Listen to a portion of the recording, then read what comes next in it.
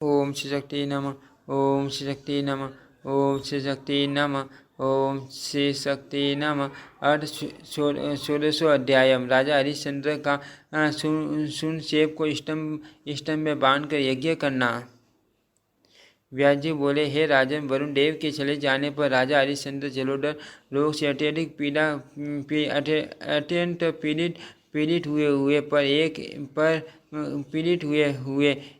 एक पर एक मान कष्ट पाकर वे अति व्याकुल हो उठे। हे राजन, वन में स्थित राजकुमार रोहित ने अपने पिता के जलोदर रोग से पीड़ित होने की बात सुनकर सेना में बंधे होने के कारण अयोध्या लौट जाने का विचार किया। एक वर्ष बीतने पर जब रोहित ने अपने पिता का आदरपूर्वक दर्शन करने के लिए अयोध्या जाने की इच्छा की, तब यह जानकर इंद्र उसके पास पहुंचे। शीघ्र ब्राह्मण का रूप धारण करके इंद्र ने अपने पिता के दर्शनार्थ जाने को उद्देश्य राजकुमार को युक्तिपूर्वक रोका। इंद्र बोले, हे राजपुत्र, आप अत्यंत दुष्कर राजनीति के विषय में नहीं जानते, इसीलिए मूर्खता को प्राप्त आपने अयोध्या जाने का व्यर्थ विचार किया है। महाभाग, आपके वहां जाने पर आपके पिता वेदों के पाठगामी ब्राह्मणों के द्वारा कराए गए यज्ञ में प्रज्वलित अग्नि में आपकी आहुति दे देंगे। हे तात, अपना प्राण सभी जीवों को अवश्य ही अत्यंत प्रिय होता है।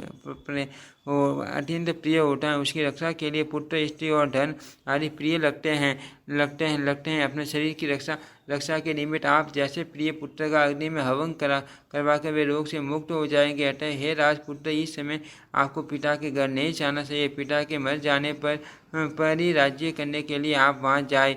हे राजन, इस प्रकार इंद्र के मना कर देने पर राजकुमार रोहित उस वन में एक वर्ष तक रुके रहे। इसके बाद राजकुमार ने जब सुना कि मेरे पिता बहुत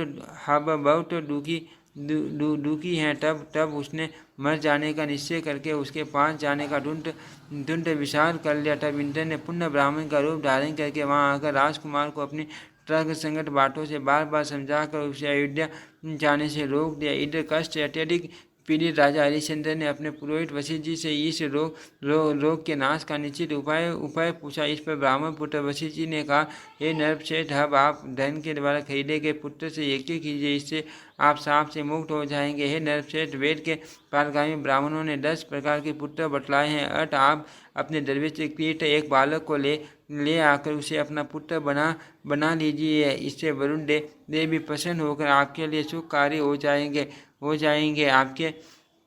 आपके राज्य का कोई न कोई दिव्य ढंग के लोभ से अपना पुत्र बेच भी देगा।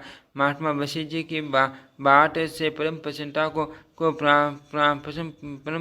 को प्राप्त राजा हरिश्चंद्र ने वैसा बालक ढूंढने के उद्देश्य से अपने प्रधान अमात्य को भेज दिया। राजा हरिश्चंद्र के राज्य में अजिगट नामक कोई ब्राह्मण रहता था। अति निर्धन उस ब्राह्मण के 3 पुत्र थे। पुत्र खरीदने के लिए गए हुए प्रधान सचिव ने उस दुर्बल ब्राह्मण से कहा, मैं आपको 100 गाय दूंगा, आप अपना पुत्र यज्ञ के लिए मुझे दे दीजिए।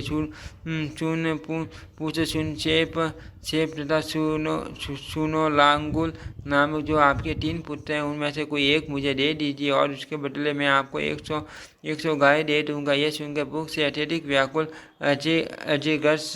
गट ने उनमें से किसी एक पुत्र को बेच डालने का मन में निश्चय कर लिया। ज्येष्ठ पुत्र पिंडदान आदि कर्मों का अधिकारी होता है, ऐसा सोचकर अजिगट ने उसे नहीं दिया। कनिष्ठ पुत्र को ममता के कारण माता ने यह कहकर नहीं दिया कि यह मेरा है। अतः अजिगट ने 100 गाय लेकर अपने मंझले पुत्र सुनसेव को बेच दिया। तब मंत्री उसे राजा के पास ले गए और राजा ने उसे यज्ञ में बलि पशु बनाया। यज्ञ स्तंभ में वन के निमित्त बांधे गए उस बालक को रोते हुए दुखी दिन भय के मारे थर कांपते हुए तथा अत्यधिक व्याकुल देखकर उस समय ऋषिगण भी शिला उठे। तभी राजा हरिश्चंद्र ने नरमेध यज्ञ में वध करने के लिए उस बालक को पशु रूप से सामित्र वध कर्ता को सौंप दिया, किंतु उसके आलम्बन के लिए उस पर शस्त्र नहीं चलाया। उस समय उसने यह भी कहा मैं दुखी तथा वरुण के समय से बहुत विलाप करते हुए इस ब्राह्मण पुत्र को धन के लोभ से धन के लोभ में आकर नहीं मारूंगा। ऐसा कहकर वह उस गणित क्रम से विरत हो गया। तब राजा हरिश्चंद्र ने सभासदों से पूछा, हे विप्रगण, अब क्या किया जाए। उसी समय सुक्षेम के बड़े विचित्र ढंग से करुण खंडन करने पर सभा में सीखती सिलाती जनता के बीच हाहाकार मच गया। तभी अजित गर्त उठकर उन नरपश्रेष्ठ से बोला, हे राजन, आप निश्चित रहे, मैं स्वयं आपका यह कार्य करूंगा। उस वरकर्ता को दिए जाने वाले धन से दूना धन मुझे दीजिए। मैं तो इस बलि पशु का वध अवश्य कर दूंगा। धन लोलुप होने के कारण मैं आज आपका यज्ञ कार्य निश्चित रूप से पूर्ण कर दूंगा। जो दुखी हैं अथवा धन का लोभी है, उसके गुणों में भी दोष आ जाते हैं।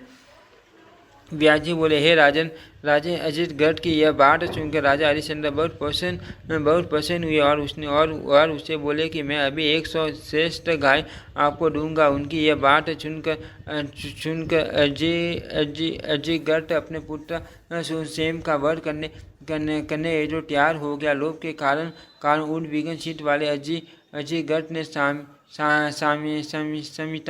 संमिता बनने का पूर्ण निश्चय कर लिया।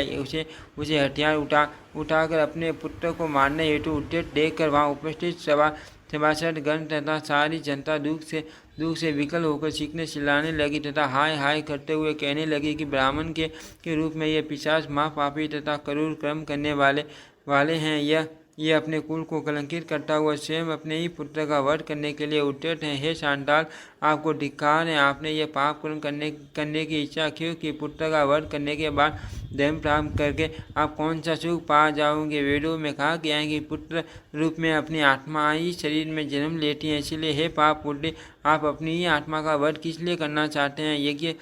यज्ञ स्थल में इस प्रकार का कोलाहल होने पर विश्वामित्र दयार्द्र हो गए और वे राजा हरिश्चंद्र के पास जाकर उससे कहने लगे। विश्वामित्र बोले, हे राजे, अत्यधिक दुखित होकर करुण खंडन करते हुए इस सुक्षेम को आप पास मुक्त कर दीजिए। ऐसा करने से एक तो यज्ञ पूरा होगा और आपका रोग भी दूर हो जाएगा। दया के समान कोई पुण्य नहीं है और हिंसा के समान कोई पाप नहीं है। यज्ञों में हिंसा करने का जो विधि वाद बना है, उसका उद्देश्य लोलुपों के स्वार्थ की पूर्ति के माध्यम से उनमें यज्ञ करने की प्रवृत्ति बढ़ाना है। किंतु यथासंभव हिंसा से विरत रहना ही शास्त्र का आशय है। हे महाराज, सब प्रकार से अपना कल्याण चाहने वाले व्यक्ति को अपने शरीर की रक्षा के लिए दूसरे के शरीर को विनष्ट नहीं करना चाहिए। जो सभी प्राणियों के प्रति दया भाव रखता है, जो कुछ भी प्राप्त हो जाए उसी से संतोष करता है और अपनी इंद्रियों को वश में रखता है, उसके ऊपर जगतपति भगवान से विष्णु शीघ्र प्रसन्न हो जाते हैं। हे नर से सभी प्राणियों में आत्मा भाव का चिंतन करना चाहिए। जिस प्रकार अपने को देह प्रिय होती है, उसी प्रकार सभी जीवों को अपना शरीर प्रिय होता है। आप इस सुक्षेम दिविज का वध करके शरीर को रोग मुक्त करके सुख प्राप्त करना चाहते हैं, तो यह बालक सुख के आश्रय स्वरूप अपने देह को क्यों नहीं बचाना चाहेगा। हे नर, इसके बाद आपका पूर्व जन्म का कोई वैर नहीं है, जो कि आप इस निरपराध दिविज पुत्र का वध करने के इच्छुक हैं। जो व्यक्ति सदा अपनी कामना की पूर्ति के लिए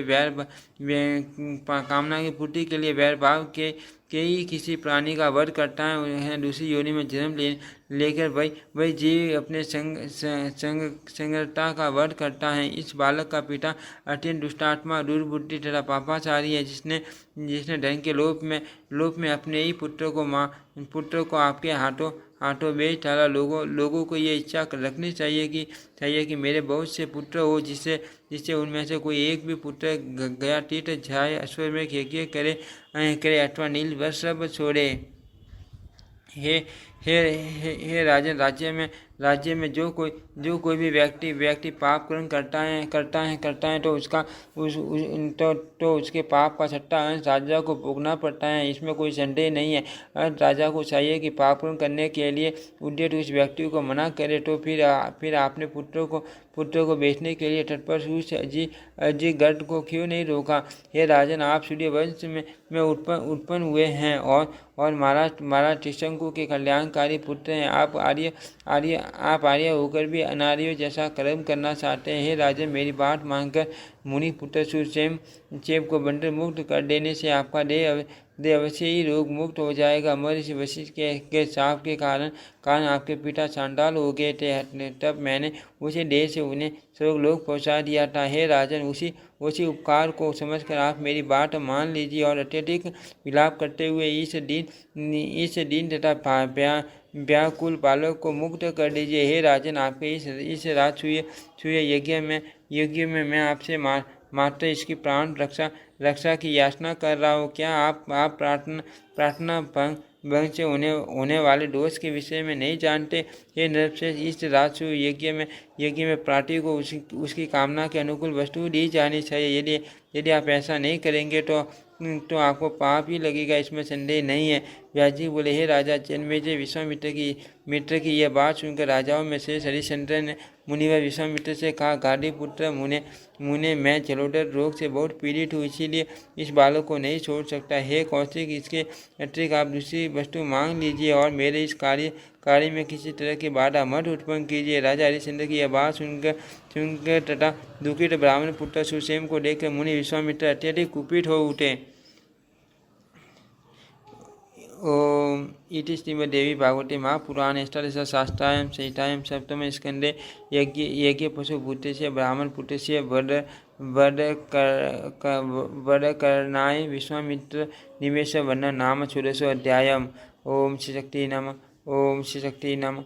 ओम श्री शक्ति नमः। ओम श्री शक्ति